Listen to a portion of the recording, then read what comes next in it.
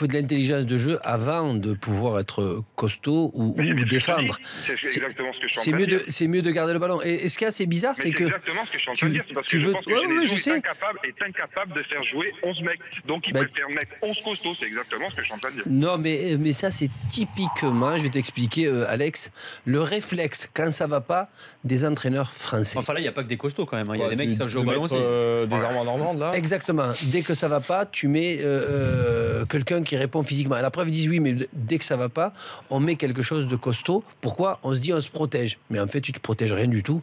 C'est pas parce que les joueurs sont costauds qu'automatiquement, tu as la solution. Et il y a beaucoup d'équipes, et surtout les équipes qui jouent le maintien, qui veulent absolument des joueurs costauds, ils se rendent compte à la fin quand ils descendent, eh bien ici on joue au foot. L'un n'empêche pas l'autre, loin de là. Mais cette équipe de Lyon, normalement, elle doit bouffer l'adversaire dans les duels.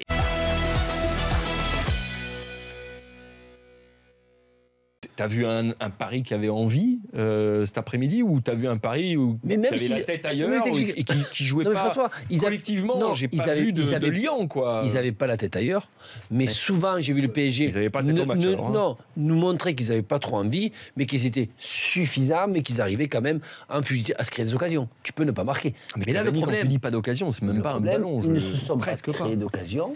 Ils n'ont pas trouvé la clé et la solution. On parle de la défense de Montpellier, qui s'est pris plusieurs occasions de but contre toutes les équipes et qui s'en sortit. Il y avait eu un changement sur ce match-là, comme il l'avait fait l'année dernière. Oui. Alors, en revanche, tu me dis, ils n'avaient pas la tête à Munich. Les Montpelliérains, ils avaient la tête à ce que soit le match de la saison pour eux.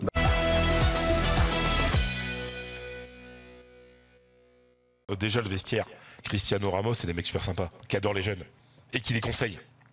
Il les conseille, c'est-à-dire qu'un Cristiano... Je me faisais cette réflexion. Cristiano, aujourd'hui, il était insupportable sur la pelouse. Il n'arrive pas à marquer. Quand on lui passe pas la balle, il râle, etc. On se dirait, mais qu'est-ce qu'il est énervant, etc. On ne comprend pas pourquoi il s'entend bien avec les gens. Mais en fait, dans le vestiaire, il est tellement sympa que les partenaires lui pardonnent son côté un petit peu perso et à râler quand il marque pas et quand on lui passe pas le ballon sur la pelouse. Et Cristiano est quelqu'un qui accueille les jeunes joueurs. Et ça, c'est important. Donc, ils se sentent bien dans ce vestiaire qui est très sympathique. Et puis, en plus, ils sont vraiment très forts.